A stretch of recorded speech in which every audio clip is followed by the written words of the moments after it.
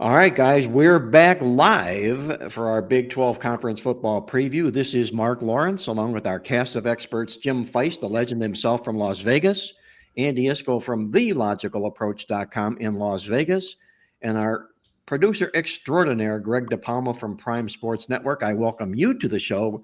Sit back and get ready. Get your pens and pencils ready because we've got a lot of good winning information that we want to share with you on the show here today. First of all, I want to remind everybody that our show is now part of the ProLine TV network. You can watch our show, other shows that are being produced each and every day here on ProLine TV. Also, the Against the Spread podcast. Mark that down. And if you haven't subscribed yet, please hit the subscribe button down below. We really appreciate you doing just that. And with that, I want to welcome into our show Jim Feist from Las Vegas. Jim, how's everything going in Vegas these days? Everything's very hot. Yesterday it was 116. Today it's going to be 116. It's pretty damn hot, uncomfortable. But having been here for half a century, I'm used to it. Andy? I know Andy's feeling the same thing. Yeah, I get used to it. I tolerate it. Doesn't mean I like it or enjoy it. But I stay indoors where it's nice and the air conditioning is working, so it's fine. We sort of get used to it. In fact, I was just texting someone, a different part of the country where they are, where they have the heat but the humidity as well.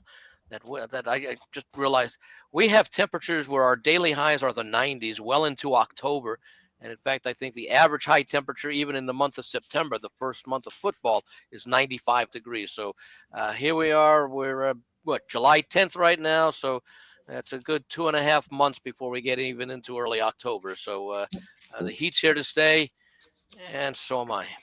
Mark and Greg have heat as well, but they both have probably 90, 95 degree humidity. Oh, don't mix me with Mark. Well, no, Mark's in South Florida.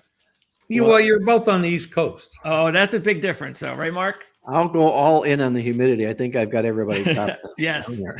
Yeah, Greg, you're in the higher elevations in Carolina, correct? Correct. West Coast, right by Asheville. Where hurricanes are never supposed to hit. Is that correct? No, that's right. And when they do, it's not good. So, by the way, before we go on, I just want to say a prayer for all the people in Texas and New Mexico. That is horrendous what's going on down there. Horrendous. What a disaster. My hearts are out to their families as well, Jim. I was reading about it in depth this morning. Tragic. Oh, unbelievable. It was just incredible how it all happened and how it went down. And like Jim and everybody else here on the panel here, our hearts are out to everybody, families, friends, and all that who are affected by that horrible flood that hit the state of Texas in that area, that particular area there. We complain about bad beats. Yeah. But I'm telling you, that is a life bad beat that even the people – yeah, there might be upwards of 300 people die with this, but the devastation to the people that have lost people and the devastation of people that just survive it and lost all their material things, right? Memories. I mean, we don't think about what the people lost, for example, in those California wildfires that were going back with homes burning down and people having to rebuild their lives, and you don't get a timeout. Daily life goes on, and these people are, sadly burdened with having to basically start over. Mother Nature. We can't do anything about Mother Nature, unfortunately. No, we can't. But what we can do is talk about the Big 12 football conference this week, and we're going to get into it exactly with that.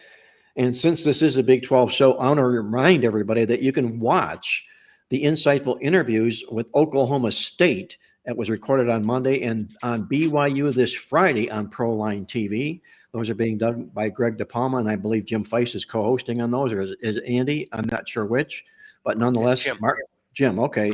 It's Oklahoma State earlier this week. You can find that in the platform in the library, and also be recording here also with BYU coming up on Friday. By the way, Mark, excuse me for a moment, but I have to. First of all, wonderful job on the magazine. I just got my physical copy yesterday, actually, with our good friend Ken Thompson. We're at one of the local places, but I have to believe Oklahoma State has to be near the top of your mission list this year. Well, they are. They're one of two teams inside this conference that qualify as a mission team. Real simply put, you had a losing season last year. You were a bowling team each of the 3 previous football seasons. You are then a mission team, and you generally get very good results from those teams. And they had been a bowler 18 times in a row, Andy. Yeah, I know. Yeah. A long time. Mike Gundy. Could you explain, Mark, in more detail, what is a mission team? So if you had a losing season last year, and then the previous 3 years, you went bowling each year, bowler, bowler, bowler, losing team. This year, you will be on a mission to get back to a winning record and get to a bowl game this year. It's just that simple. They have a lot to play for, these mission teams, and we're going to talk about 2 of them inside the Big 12 conference here. I'd like to say, as a promo for Mark's work, I know he goes into the dungeon for several months a year, and we never see him, but we know he exists because he's sending stuff out of that dungeon, and then eventually out comes these magazines, and the information in the magazines, and I have to say, I read it every day. I go back to it every day. So I'm telling you, I don't know where the hell you can go get it, but I know you can get a copy online because on his site, and you can go to the bookstore and get one, or magazine stand and get one. Barnes and Noble nationwide. If you want to win money, you're going to have to read some stuff and do some work. This is not easy to beat the bookmaker. The bookmaker knows stuff too. But when you read Mark's magazine, or you get the download, what is that, a PDF or something? Is that what they call it? PDF it's called, yes. Right. You're getting good information that the bookmaker probably is not reading. Well, I greatly appreciate that, Jim, especially coming from you. And we try to make that information as simple to read as possible in the magazine. It's really laid out really nicely so you can get from team to team and find all the information that you want to look for. Also, just to note that it will be on sale at Barnes & Noble starting July 15th. It's also on sale right now at the Gamblers Book Club in Las Vegas. So look for that. And if you can't find it anywhere, just log on at playbooksports.com. You can order up a copy and we'll get it out to you by priority by the way, mail. Yes. I will mention something, Mark and Jim and Greg, and that there's a lot of information that a lot of people don't even realize is in here, because I know a lot of the book is concentrated on team previews and reviews and historical information for all 32 NFL teams and all, I guess it's 136 now, FBS teams. But there's also some summary pages. For example, historical records in various situations for every NFL quarterback. More importantly to me, and for a lot of people, you have got the same thing for every NFL head coach, and I think most, if not all, of the college coaches. And the beauty of that is it's all in one place. So let's say you're looking at Iowa going up against Oklahoma State for whatever reason, Big 10, Big 12, and you want to see, how Kirk Ferentz of Iowa has done historically in certain situations, and how Mike Gundy has done in similar situations. You don't have to go scroll through a whole bunch of pages. It's right there on 1 or 2 pages that cover all the coaches, and that is invaluable information, especially when it comes to, and we talk about it a lot, especially in the NFL, how teams handle bye weeks, off a bye, prior to a bye, etc. And I guess the 2 words that'll come up there, Andy Reid. Andy Reid's the leader of the pack when that is concerned. No doubt about that, Andy. What Andy's talking about is this here, guys. This is the Playbook Football Preview Guide magazine. You have to put a copy in your hands this football season if you're at all serious about becoming a winner this football season. Do it, and you'll do yourself a big favor by doing just that. I want to also remind everybody that Jim Feist Sunday Night Betting Show is on ProLine TV. He'll go over the early lines analysis and bets. You want to mark that in your calendar. ProLine Pigskin Mondays with Greg and Jim. They'll recap the weekend in football along with the Monday Night Football preview. That's all upcoming. The Jim Feist Handicapping Show at Dom DeMarco's Pizzeria, one of our favorite spots. And I know it's one of Jim's favorite spots because he gets to visit there, eat there, and chum with all the wise guys. Let me add something to that. Yes. People that you've never heard their names, have no idea who they are. They're not in the quote unquote selling picks business. They live here in Las Vegas. Not every winning sports gambler lives in Las Vegas, but we have a lot of them, and Andy knows that because he knows most of them. Yep. But they really win money. I'm talking about winning real money. I mean, I know one guy bets 25,000 a game. He's not had a losing season in 12 years. Another guy he's betting so much money, 50 to 200,000 a game. The book said, I can't give you any more information. I can't let you bet. They hired him.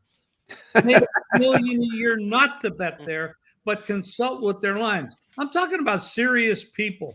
And they're on this show we're talking about.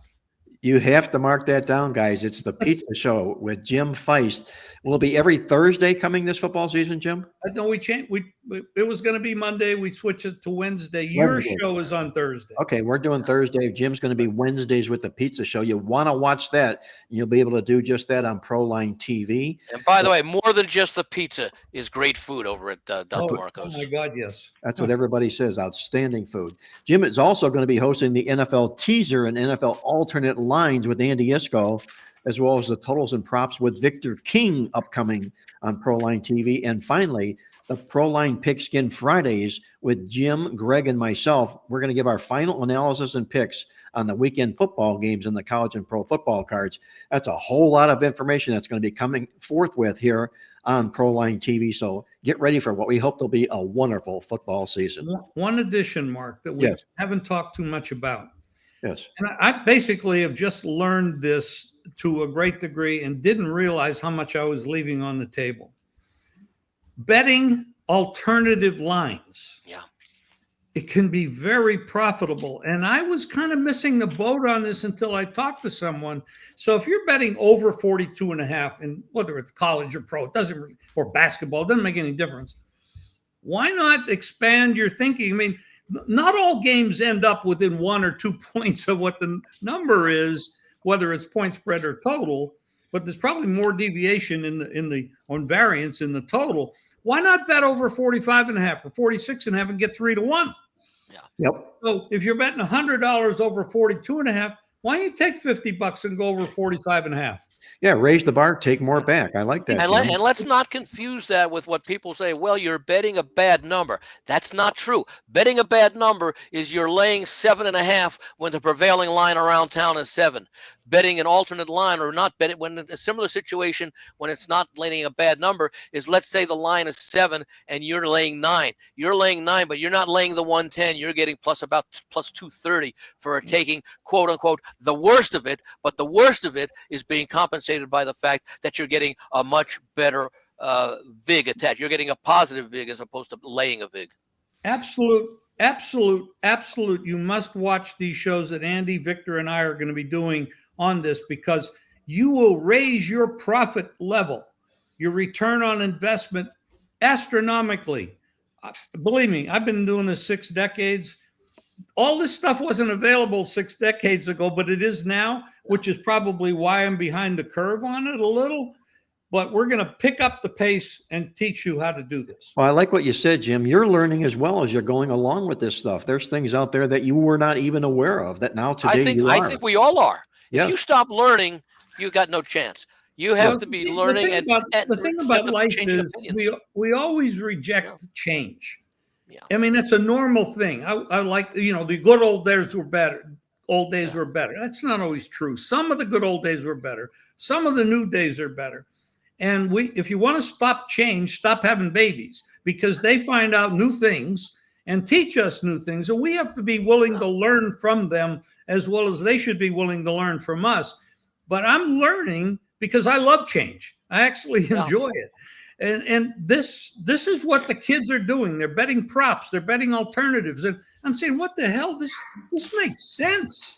This actually makes sense. Hey, well, we learn through our experiences of years and years. However, we continue to learn because the people who are coming behind us have benefited from our experience and take it even further with developments in modern technology, ways of research, analytics, whatever you want to call it. They build upon that, and we can learn from what they're doing based upon the experience that they have now gained. Well, guys, we've got 16 teams inside the Big 12 that we have to get in the next 40 minutes. 2.8 minutes per team. 2.8. Okay. Last year was 2 point. Last week 2.6. Yeah, so you got a little extra time this week, about another 20 seconds per team. Yeah. Okay, that's great. Well, we got 16 teams too.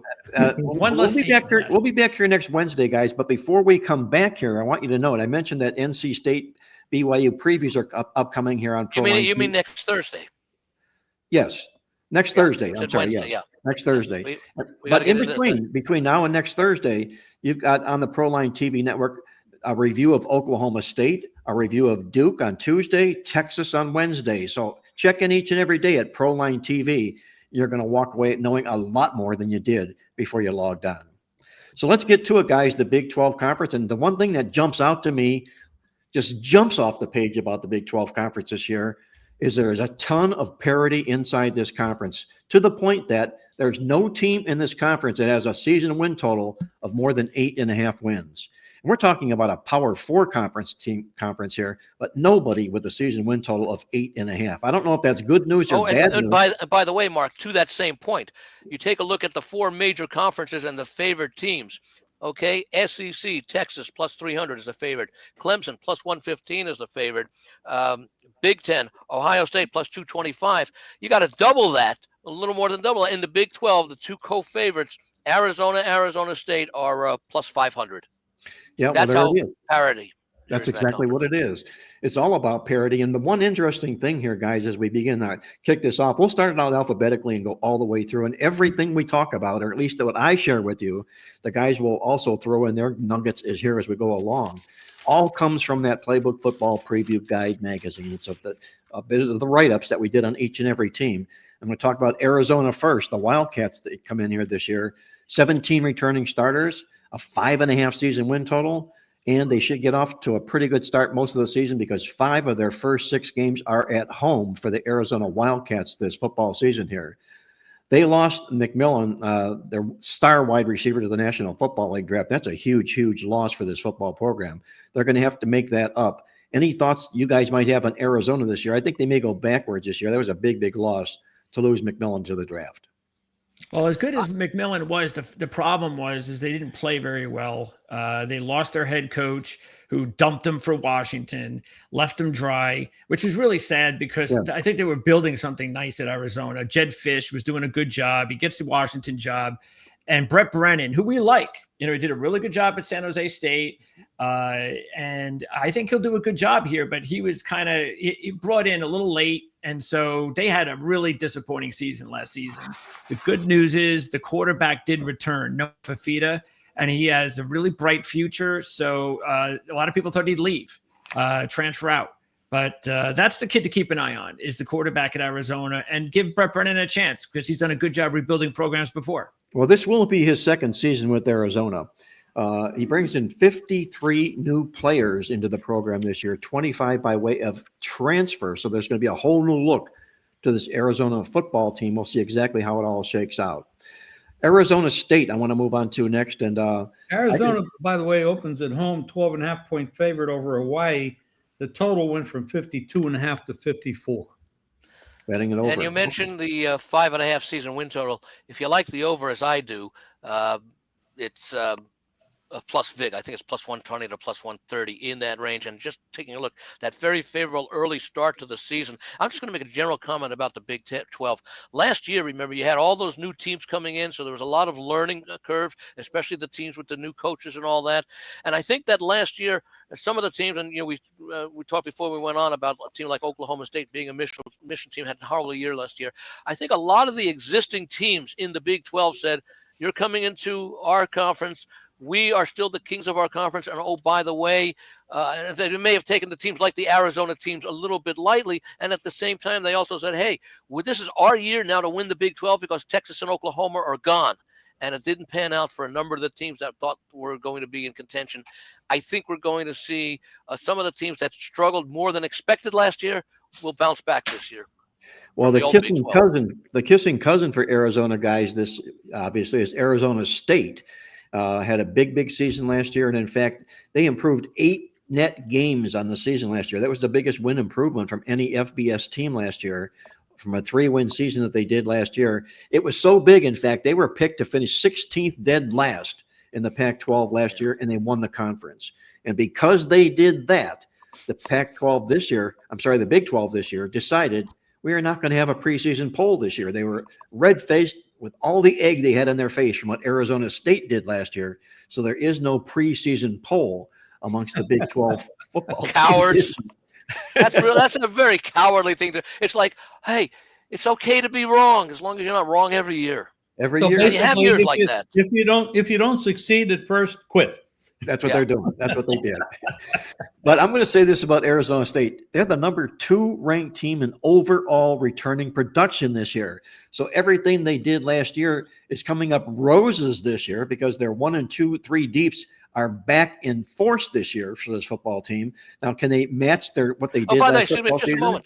I found that very interesting because of the great back that they lost in Scadaboo, who had to contribute a lot to that production. He had even with that. So, and I think we talked a little bit about it last year. This returning production, I believe you mentioned, also was it Bill Connolly? I think you mentioned does it? Yes. Who's had the ESPN affiliation, includes returning production of projected starters who played at different schools last year.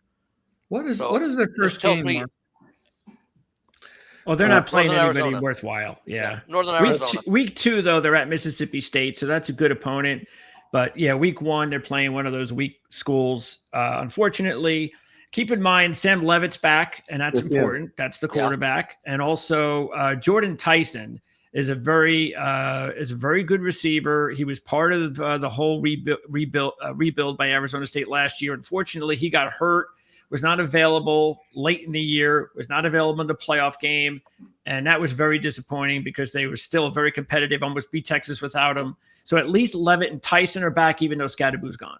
And they say they may be one of the best passing combination duos in the entire Big 12 this year. So that will benefit them as well. Me personally, for what they did last year, going from 3 wins to winning the conference, this has what John Hardoon, our racehorsing expert analyst, would call bounce written all over this football team this year. But what they bring back defies that. So it'd be interesting to see what Arizona State does this season. One of my favorite win total, by the way, is 8.5, and Vig is to the under. They're one of the co-favorites in the conference to win at 8.5. You're right, Andy. The Baylor Bears. All the lines in this conference seem to be between 5.5 and 8.5. Yes, they are. Nobody higher than 8.5. It's amazing how either parity or neutral this conference is, but nonetheless, somebody from this conference is going to obviously make the playoffs, maybe even 2 teams, and we'll see who emerges. The Baylor Bears are getting a lot of ink this football season here, guys, and this is a football team that I happen to like. The Baylor Bears are coming back well-stocked, as you might imagine here. Number 9 overall in overall returning production, 18 starters back. They're going to take on only 4 opponents that had a winning record last football season here. Excuse me, one moment, Mark, just to point out to everybody. When you give returning production and say number 9, we're talking with these low single-digit numbers. We're talking nationally, not within the conference. So you're already talking about some of these teams in the Arizona State, Baylor, who return a lot from last year, and that points to perhaps we may see the Big 12 be a very powerful conference this year with what they're returning, and that may show itself in the early season interconference games. Good point, Andy. These are national rankings, if you will, and to rank in the top 10 warrants a long look at that football team. 18 returning starters composed the makeup of that 9th ranking for returning. You find it interesting, Auburn opened 2.5 on the road at Baylor and down to 1.5, 56.5 total. Well, I don't find it surprising that the move went to Baylor, Jim. Baylor, there's a lot to like about this football team, but I was a little bit surprised that maybe that it opened up Auburn 2.5. I do know that there's something going on here right now with the program here, and that's going to tie a little bit into BYU. This is a football team here that lost its quarterback, Jake Retzlaff, I should say. He was under sexual abuse allegations. He's been suspended for 7 games, and the rumor is he's transferring out. And the other end of that rumor is he's going to transfer to Baylor. It's kind of a unique and odd situation because Baylor has a good quarterback all unto themselves, and Sawyer Don't Robbins. They have a history of similar type off-the-field issues, Baylor, going back years? There have been a couple, yeah. Yeah, there sure have, Andy. Some ugly incidences for sure. Well, Jake's main issue, because the crime was, she recanted or decided not to press charges. The crime was having sex before marriage, and you can't do that at BYU. And that's why he was suspended 7 games. Well, that's not a federal crime. That's a policy. Yeah. It's a violation of BYU's mandates. So that's why. So just so everybody understands, he was not suspended 7 games because of something. And he's not under investigation by the law. No, he's correct. That's a big plus. Yeah. But as Greg says, he was really because he had sex and he's a Mormon, or he's in a Mormon school, but he's not a Mormon. His faith is he's Jewish by faith, okay, playing at BYU, which is a little bit unusual, but they're not going to tolerate what he did. And obviously he's gone for the BYU football program this football season here. So a lot remains to be seen of what will happen to this team. Their over-under win total is 6.5, but it's heavily juiced to the over. I don't know if it's still juiced that way. I'm showing 7.5. Okay, well then when I say juiced, it was still juiced. Okay, yeah, okay. Then that's the reason why it's still juiced, and it went up to 7 or 7.5. Still a big, tall number here for me with a team right now in BYU that's really kind of has a few interruptions, if you will. Only 9 starters back for this football team here. They had a nice season last year. I got to put them under the win total here of 7 or 7.5. Yeah, they only won 5 games in 2023, and that's not normal. I mean, Satake does a really good job coaching there. But yeah, you lose your quarterback at this point in the season, including all the other starters they lost. And I agree with you, Mark. It looks like BYU might be having one of those off seasons. Keep in mind, though, they do have an exciting running back called LJ Martin. Very good player that will probably be a workhorse now this year. They're going to rely on him a lot. So keep an eye on him. So they also happen to have a fairly favorable schedule when you take a look at the teams that they play, that maybe they can still not 11-2 last year, but they could get I think they could get to 8 wins. We got the quarterback issue, but I mean, here's a team that showed tremendous improvement last year, moving into unknown territory, a new conference, playing at when other teams face existing teams that face a BYU, okay, it's one of 3 or 4 teams they have to get familiar with. When BYU and Arizona State come into the conference, they're facing 7 or 8 totally new opponents. For BYU to have the kind of success that they had last year, I think says a lot about the coaching and maybe a little bit about the rest of the conference, at least last year, because maybe last year was let's call it the preparation year for all that returning production that they have throughout the conference this year. So it may be very interesting. BYU may not fall as much as a lot of people think. Haven't made the play yet, but I want to do a little bit more of a look into it, because that 11-2 record is difficult to explain. Yeah, very difficult to explain. They didn't have a 400-yard offense. Their defense was okay, 309 yards. That's pretty good. But I don't think they're going to catch teams napping this particular football season, and I got to look under the total. Jim, I'm going to ask you for the opening lines and the teams of these games that I see they're playing Portland State. So I don't think we'll waste our time with that. I'm looking at all the lines I have are up to September 1st. Okay. And that's not one of them. No. Andy, do you see lines beyond that at all? Because Are you looking at DraftKings? Well, I got haven't a seen million lines up here. Go to DraftKings. I will point. Stanford opens at Hawaii. They do have the following week off before they go to BYU. So be aware that even though it looks like, they were just in Hawaii to open the season, they have the following week off. So, if you use that as a handicapping factor, it may not be applicable because of the fact that there's that intervening week. All right, guys, let's step on it a little bit here. We're going to move over to Colorado. Deion Sanders' team minus Shedeur Sanders, a big loss for the father to the son who's no Cincinnati. Oh yeah, I'm sorry. I'm skipping myself. Okay, I wanted to hurry and I hurried too far. Let's do Cincinnati. The Bearcats out to bounce back from a 5-7 season last year. They closed out on a dull note, I guess you'd say, 5 straight losses in a row. That blew their bowl chances. This football program here, I don't know if they belong even in the Big 12. They were brought in upon expansion. They haven't really made a whole lot of noise doing just that.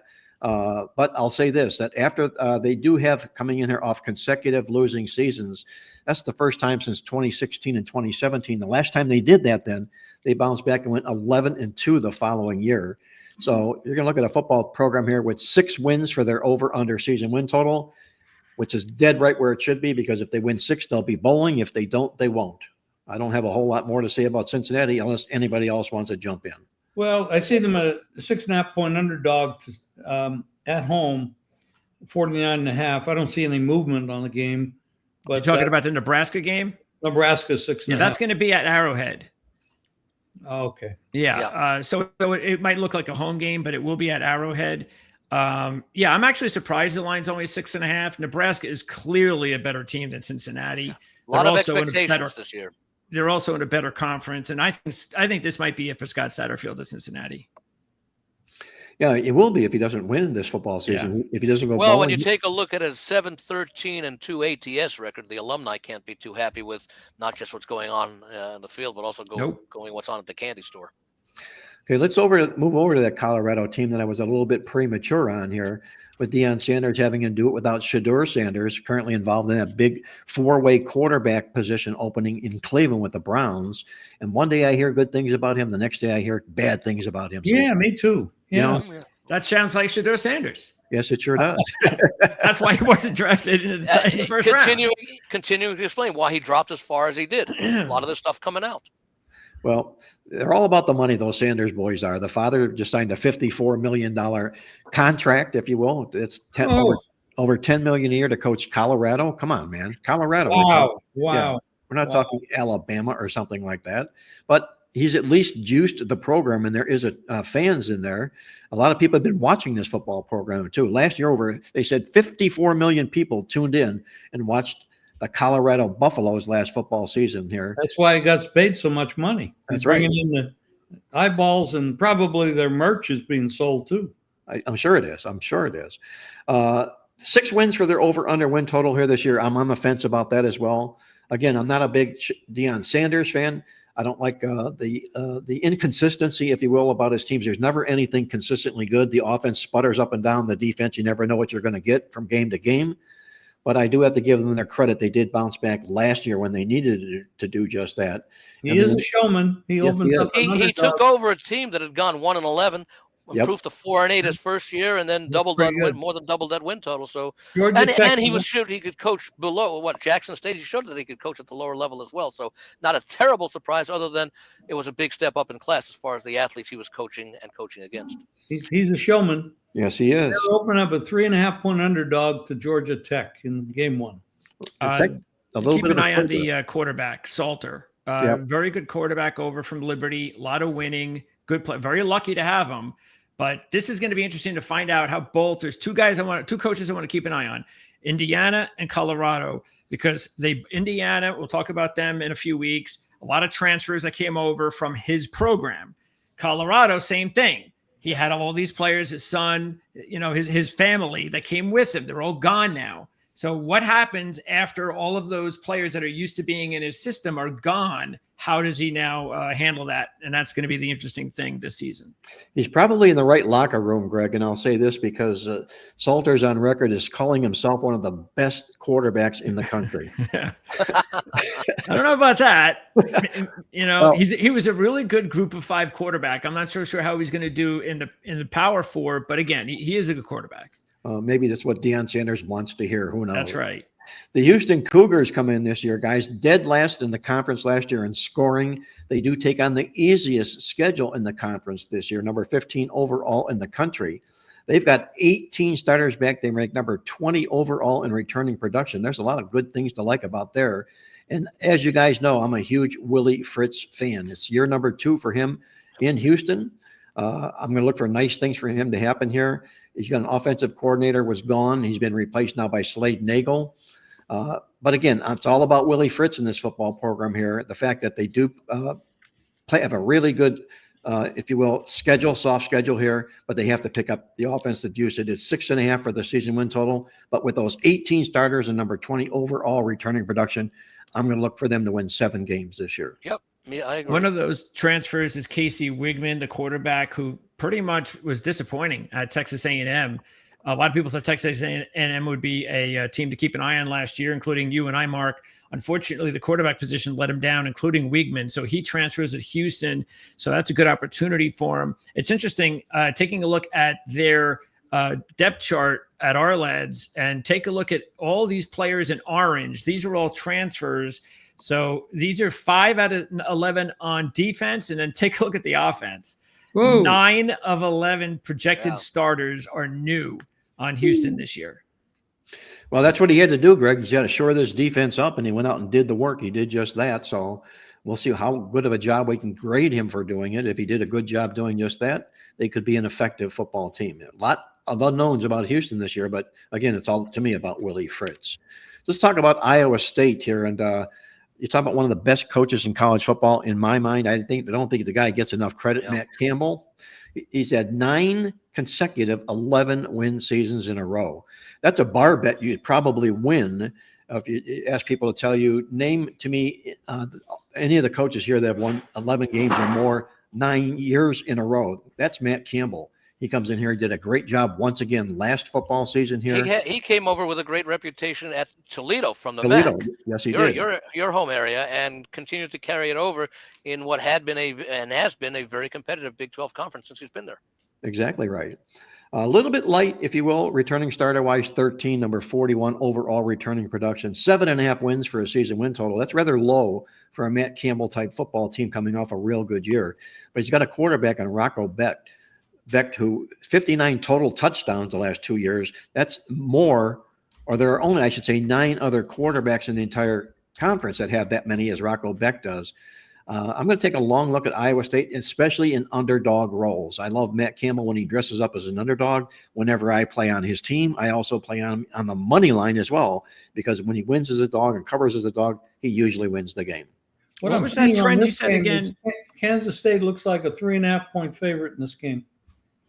Oh, that one is in, by the way, Dublin, Ireland. Yeah, and that'll be the first game of the season. So that kicks off, I think, maybe on a Thursday, I think. Saturday. It's a Saturday. Early Saturday. It's Saturday is the 23rd. Okay, so that must be what, the third Saturday then in August? So it's the first game of the season. So, yeah, that should be a good one, especially when it's a conference game and the first game of the season. Which by the way, they come back the following week and face South Dakota. There are lines as now well they should. Now they have lines on games between FCS and FBS teams, so they'll probably be a huge favorite. We want to take a look and see what the line is. It'll probably be a very large number. I wouldn't be surprised if it's in the 20s or something along those lines. Might they have a letdown? Because they also have the following week, they host Iowa. So it could be a very flat spot. What was that stat that you said, Mark? About what's that, Greg? Iowa State, Campbell. Matt Campbell? Yeah, that stat, that trend that you said. 9-11 win seasons in a row.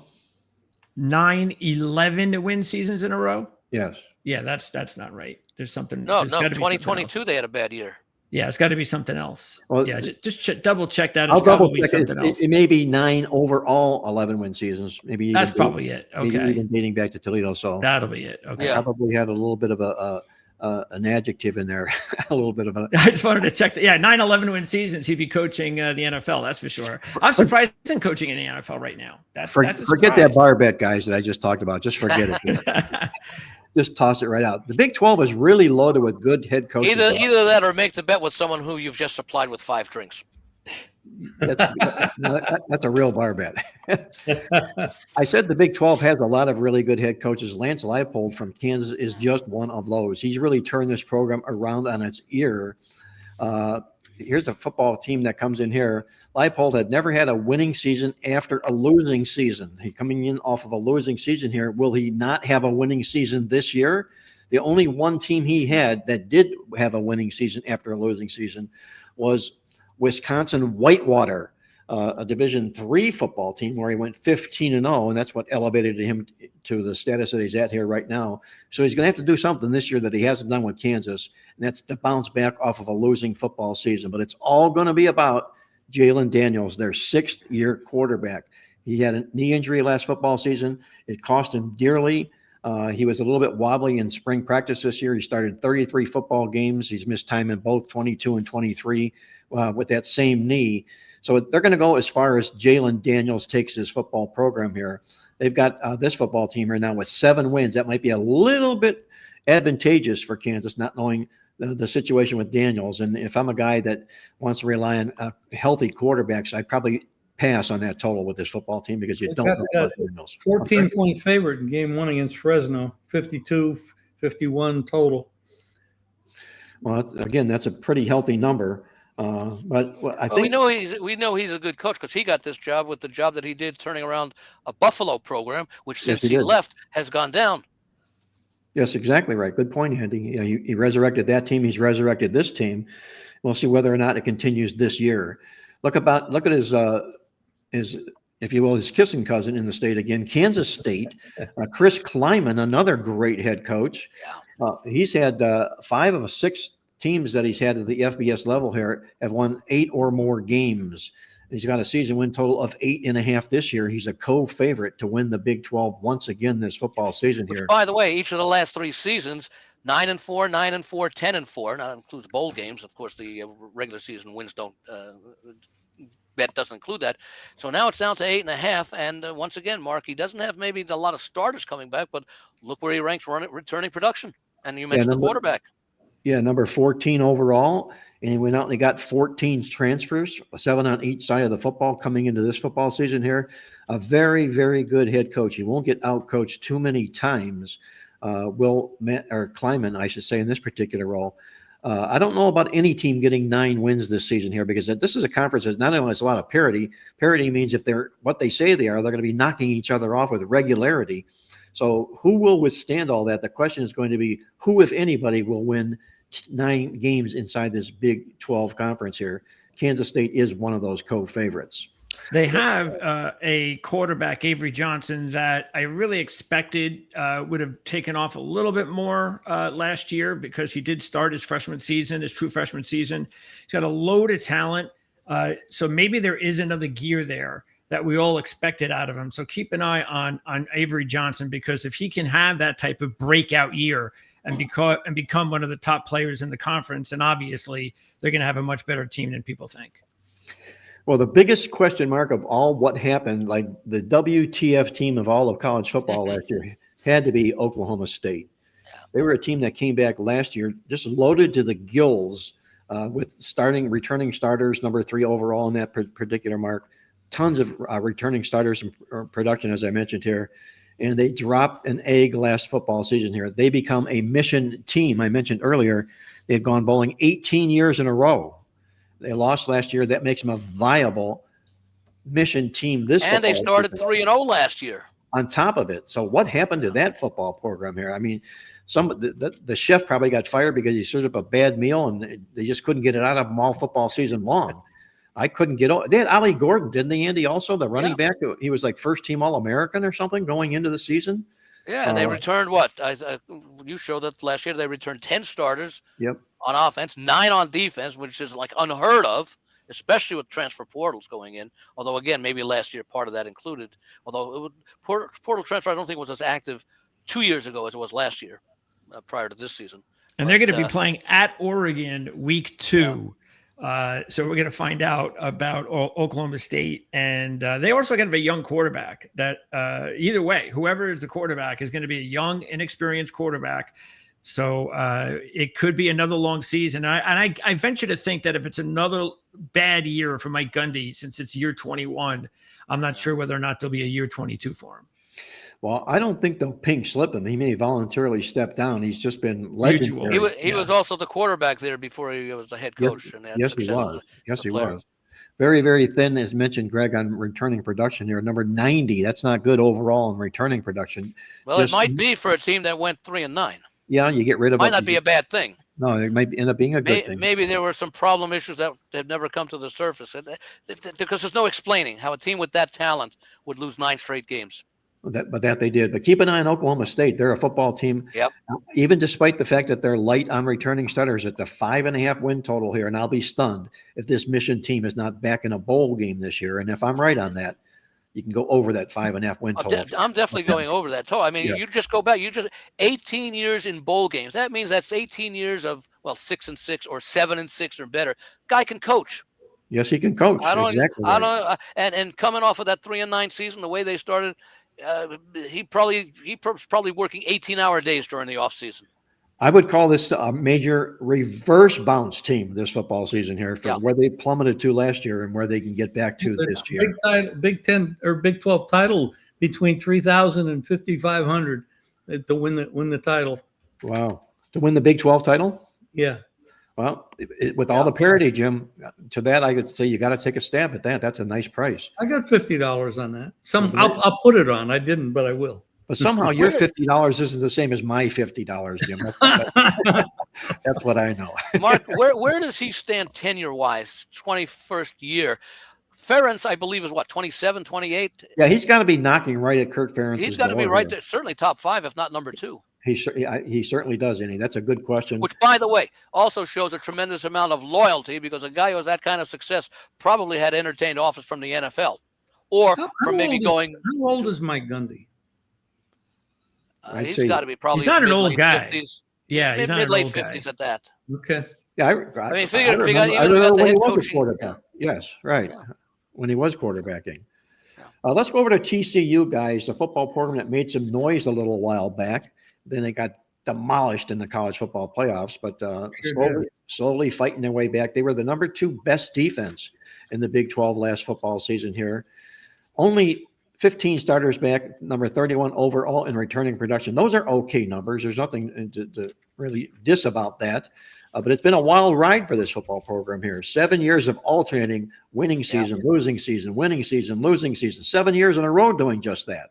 So, we're going to find out what they've got on tap here this year. Well, the thing with that, by the way, Mark, is this is only his 4th year, Sonny Dykes. So he took over after one of those losing seasons, got him in that first season into the championship game, went to 5-7 the following year, bounced back 9-4 last year. So I would say that pattern may end, given the success that the coach had, Sonny Dykes, prior to coming here, and what he's done at TCU, taking over a program that had not performed well the year before. He also had the Big 12's best rated recruiting class coming in here too. So, everything changes, and this program might have that change written all over it. The team I like the most inside the conference this year is Texas Tech, the Red Raiders, coming into this football season here. This is a football team that has the most returning starters of any team in the nation. 21 returning starters coming back, number 6 overall in returning production. They got a quarterback. I call him Red Baron Morton. He's a quarterback. He was 4-6 as a starter. In 2 years, 14-6, I should say. I can't read my notes. 14-6 as a starter the last 2 years. Over 6,000 passing yards, 56 touchdowns. With all this experience coming back here, and I also, when I was reading about the wild world of college football and paying these players and what they're allowed to do and how it's just completely out of control, I come across the fact that Texas Tech laid out as much money this year as just about any team in all of college football did to bring all of this talent into this program. So not only are they strong with returning production here, they're really deep with what they brought into the transfer portal. You talk to Conley, you talk to Steele, that all equates into these numbers I'm talking about. But they're about as deep as any team can be inside this conference here. And I've got them to win the Big 12. Now, Morton comes back as the quarterback, correct? Yes, he does. And they get a big boost from all the writers talking about the Texas Tech offensive line being very improved. Well, that certainly doesn't hurt when you've got a quarterback like Morton, who's shown he's got the ability here. 20 starts, 14 wins, over 6,000 passing yards. That's a pretty strong number here with all that support. I'll be surprised if they're not in the Big 12 championship. Let me ask you and Jim this question, because we talk about value and we talk about betting numbers that really may not make sense, even though they seem to be justified by the projections. Texas Tech has not won more than 8 games, I think, in over a decade. Their season win total is 8.5, with VIG on the over.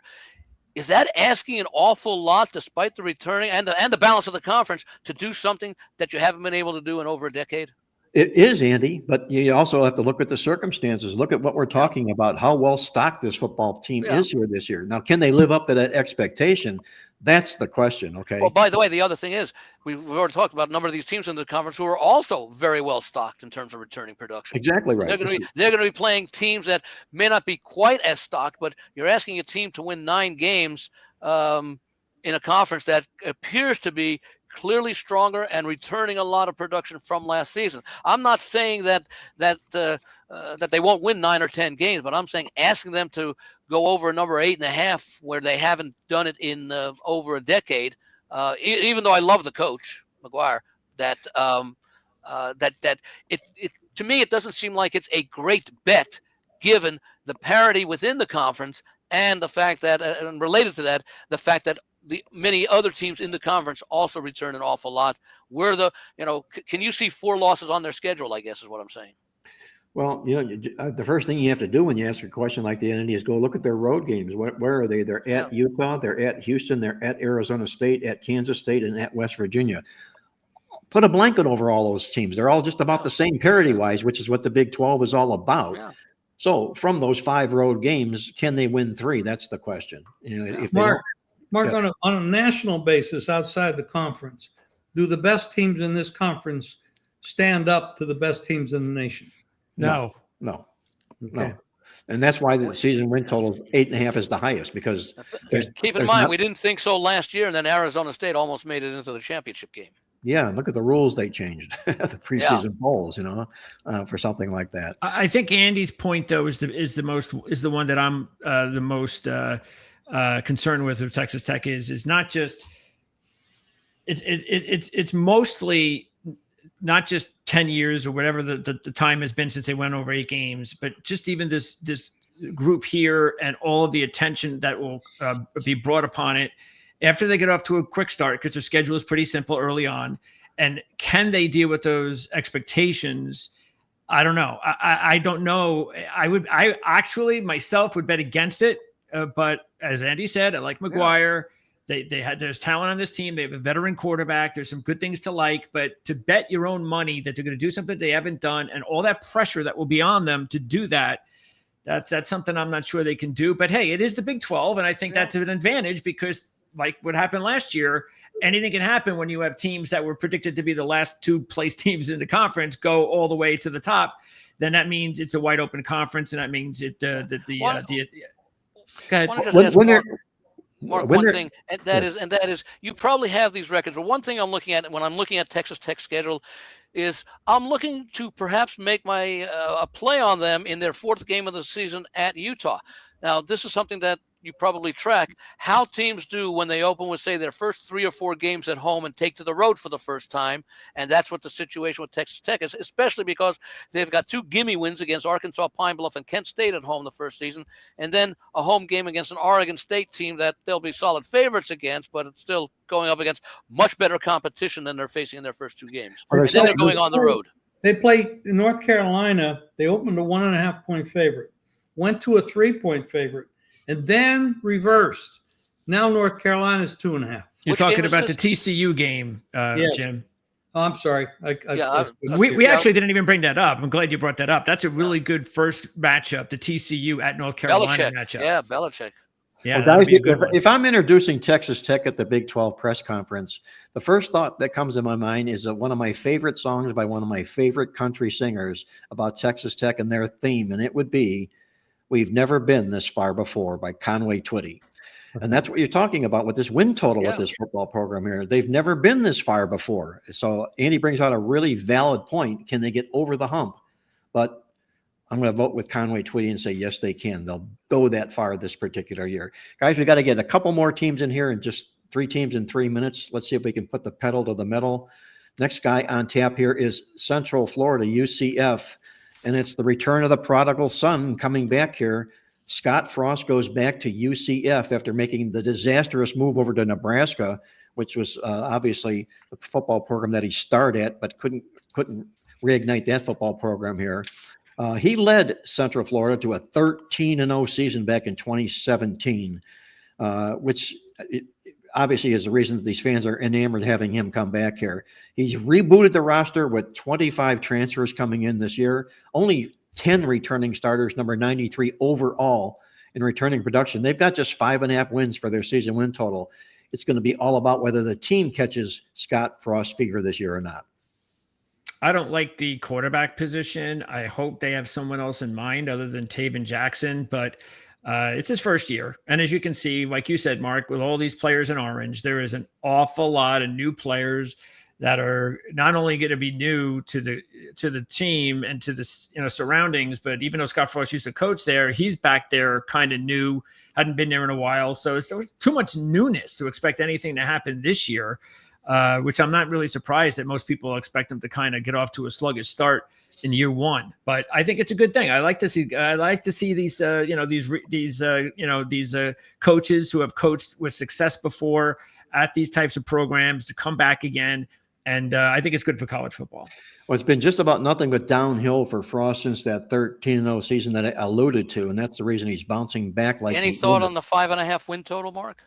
Well, it's again whether or not the team is going to become enamored with Scott Frost here. I don't see enough returning production coming back here. I would, if I put a gun to my head, I'm going to say no. I don't think they get 6 wins this football season. Okay, let's move over to Utah. The Utes played really, really good football, largely because of their head coach, Kyle Whittingham, who is tied for the most bowl wins by any active coach. He's been around. He's been there. He's done just that.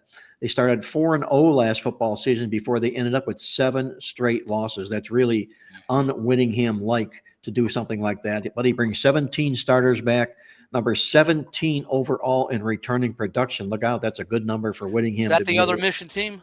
No, they're not. They're not the other mission team. But they had been bowls, I think, to the previous 3 years.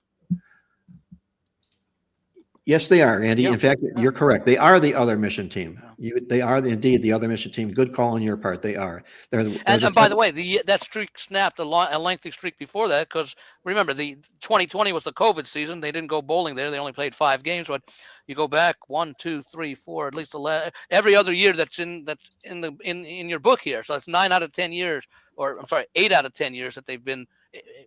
8 out of 9 years they went to bowl games before missing out last year. So you sprinkle a little mission team dust on Utah this year with Kyle Whittingham, with a lot of production coming back here. Yep. They're going to be challenging for the Big 12 Conference Championship. I'm sure they will this football season. And by the way, that he also 21st season, we remarked about that with Gundy and Utah, veteran coaches coming back off of lost seasons and meeting your qualifications of a mission team. 3.5-point favorite at UCLA, 50.5 the total. Wow. They didn't fall asleep on this football showing team. an awful lot of respect. Yes, it sure is. Understandably so. And they might have a New Mexico quarterback this year, which would be crazy, but because he's one of the guys that's fighting for the job. He transferred over from New Mexico, a running quarterback too, which is kind of surprising. He had over 1,100 yards and I think like 19 rushing touchdowns last year, but he only threw for I think it was 14 touchdowns and 14 picks, or 12-12. So I don't know. The quarterback situation doesn't look very good at Utah, and that's what's really held them back the last couple of years. All the injuries, things of that nature. Rising couldn't get healthy. This is a big year for Whittingham, because a lot of people thought that Whittingham might step down after last year. How things, maybe it's time to move on. So another longtime coach that needs to have a good season, or else maybe it will be his last. Well, 5-7 last year, following wins of 8, 10, and 10. Same veteran coach the 3 preceding years. So Mark, you put it right there. I think a lot of similarities between Utah and Okie State, and the win total on Utah 7.5, slight vig to the over. Napier they ran for threw for 2,700 yards, ran for 1,166, 19 touchdowns last year at New Mexico. So that's a big. If he comes in there and plays like that, he can be tough. Well, Cam Rising, you mentioned it before, Andy. He could have come back. I believe he's played 7 years. My goodness, and he could have come back for number 8 this year, but he decided to hang it up because of the injuries. Yeah. And all I can say to that is thank goodness, and smart decision, Cam Rising, because you want to be able to walk on 2 legs while you're still in your 30s. That's exactly right. Yeah. Let's get over to Rich Rod, West Virginia here. Rich Rod has won 12 conference championships in his career. He's coming back home to West Virginia. The natives are really, really excited to have him there. When he was there, he went 60-26. So you understand why they're all excited. They're also very light on returning starters. 11 overall, number 80 in the nation. They've got just 5 wins for a season win total here. It's all going to be about however Rich Rod impresses this football program here. He doesn't have a lot to work with here in a conference that's mediocre, meaning that most of the other teams are better than he is. I don't think he's going to be bowling this year. Look at all the players in color on the depth chart. It's like everybody's almost in color. It's like 90% of the players are either freshmen or transfers on both offense and defense. I don't think there's a team in college football that has this much turnover. But I will say I agree with those Mountaineer fans. I think this is great for college football. Like I said with Frost, this one's even better. I think this is where he belongs. He should never have left. He left just like Frost did because he couldn't say no. But he's back where he belongs, and I suspect in a short period of time he's going to have West Virginia back at the top of the Big 12. Do you recall, Mark, how long it took him to get when he was at Tulane to have that undefeated season? I don't know. Early in his tenure. No, that would be early, and it wouldn't show in the magazine on their page. Yeah, right. It only goes back 10 years. I was saying, I think it was in the aughts. But the thing I want to allude to here, guys, and maybe I don't want to go off on a little bit of a college football political rant, but one of the things that the NIL has done and ruined the game, one of my favorite and best handicapping edges was always to look at college football programs who started in abundance of freshmen and sophomores. And then you look at them, their junior and senior years, they're going to their junior and senior years. They were very experienced football teams, and they held huge edges over other teams. We don't get that anymore because when they're gone, all they do is pony up more money and bring in another player. So that's another tear-jerk story for me and what this NIL has done to the world of college football. See, that's what it's done. That's what it's done. Yeah. It's ruined it. All right, guys. I thought that was showing the end of the podcast because we were at exactly 1 hour. That's true. Cut in or something like that, but you're appropriate for your comment. Absolutely. But I had to sneak that in.